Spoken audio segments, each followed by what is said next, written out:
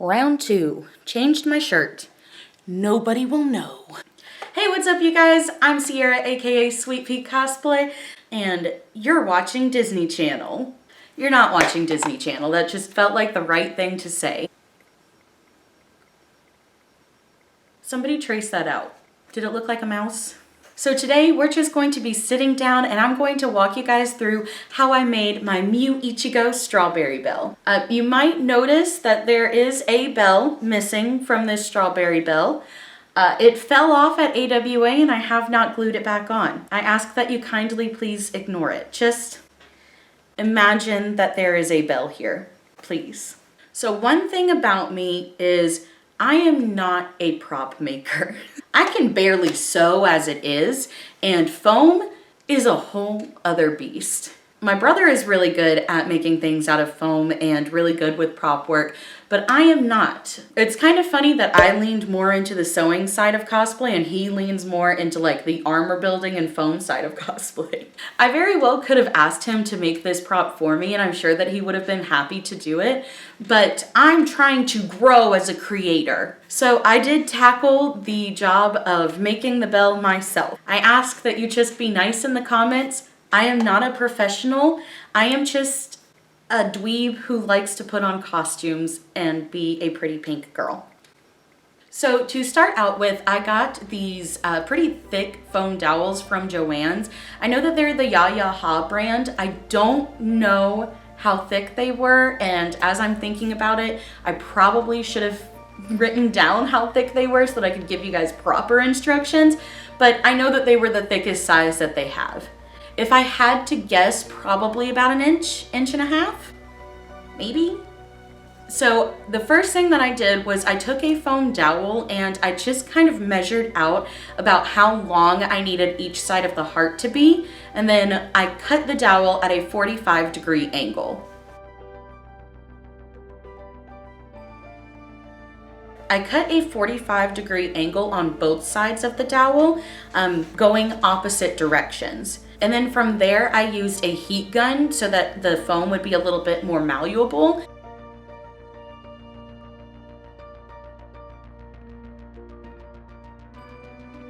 And I contact cemented it together in the shape of a heart. It was actually really hard to hold its shape while the contact cement was like trying to stick to itself. So I highly recommend using a couple of pins to keep it in place until the contact cement is dried. The downside with that is that you might lose a pin in the product, but you can just push it in, cover it up, and hopefully nobody gets stuck. Once the general heart shape was made, I used some foam clay to kind of fill in the gaps. In retrospect, I probably should have used something else, like some kind of quick seal, because the foam clay really wasn't like super seamless, and it was really hard to like sand it down and get it to look nice. Next, I started working on the centerpiece ornament at the top of the strawberry bell. Using the resin of my choice, I mixed part A and part B together, then put a dab of pink paint in it to achieve the desired color. If you don't have pink paint like me, you can also just like put a little bit of red and white in there and stir it together so that it gets the color that you want. I poured the resin into a heart mold and let it sit for at least 24 hours before I took it out. Then I used the resin heart as a starting point and traced a pattern out for the rest of the ornament. I could see that the ornament looked layered, so I traced different layers that I would then later on sand together after they're glued. Once I created my pattern and traced everything onto the foam, I went ahead and cut it out. I used a thicker foam for the bottom pieces and thinner foam for the top pieces. Next, I took a ball of foam clay and pressed the heart into shape. I did have to kind of smooth the edges around it and make sure that I liked the way it looked first, but once I was happy with it, I left it alone and did not touch it for 24 hours so that the clay could fully dry with the heart in it. This is important because sometimes clay shrinks a little bit as it dries, and if you take the heart out before it's fully dry, you might end up not being able to fit the heart back in there. Once it was dry though, I removed the resin heart. Excluding the heart casing, I glued all of the pieces of the ornament together. So I started with the thicker bottom layer and then glued the topmost smaller layers on top one at a time. Once the layered pieces are together, use a Dremel to sand them down.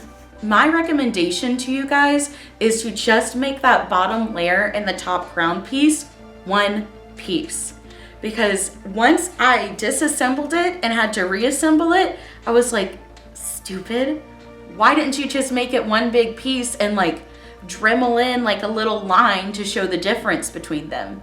It would have made less work for me, really. So learn from my mistakes. Do as I say, not as I do. I used the Dremel to sand down all of the edges just to make it look a little more seamless and like it was one piece and not 3-4 layers of foam stacked on top of each other. For the literal bell, I just bought this pack of bells and I spray painted it gold because I wanted the gold of my Strawberry Bells bell to match the bell that was on my tail, but they were two different golds, so I spray painted them with the same gold so that they were the same gold and they looked the same. Now, before I completely assembled it, I wanted to paint the pieces individually. Before painting, I hit all of the foam pieces with a heat gun to heat seal everything and to help any of the small pills come off.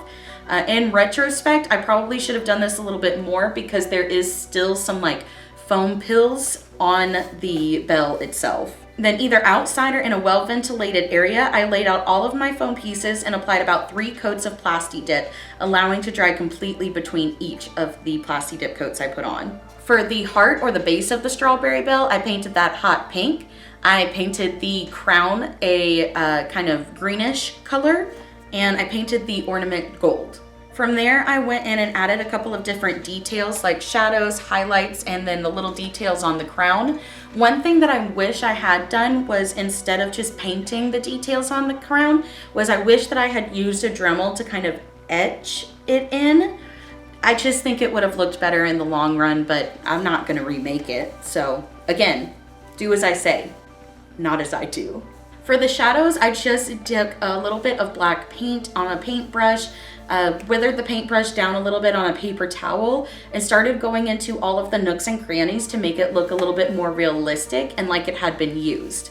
This step isn't necessary, but I just think it makes the props look better in the long run and keeps it from being just like a flat surface. After I had painted everything, I glued everything together. So I glued the crown onto the ornament piece, and then I added the resin heart piece onto the center of the ornament piece. Once the ornament piece was all glued together, I glued that onto the actual base, the heart, and once that was all dry, I added the actual bell onto it as well. My suggestion is to use a stronger glue for the bell. I'm pretty sure that I used contact cement, but I didn't use either enough of it or just it didn't stick right. It did fall off. I think if I had like globbed some hot glue on there or even used E6000, then it would have stayed a lot better than it did. I am immensely proud of this thing because it's something that I made and I think that's beautiful, but it definitely has its quirks. Like, my first thing that I think I need to do is get better at using the Dremel.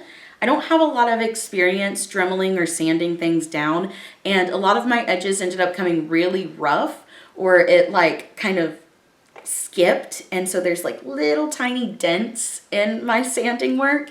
I want to get better at that because I would like my products to look cleaner than that did. I would have also taken more time to smooth out the foam clay, or to just in general use something else to fill in the nooks and crannies that I had, because it's not flattering. It looks fine in pictures, and really with a smoothing tool you can just kind of like erase it, but in person it's not the prettiest finish.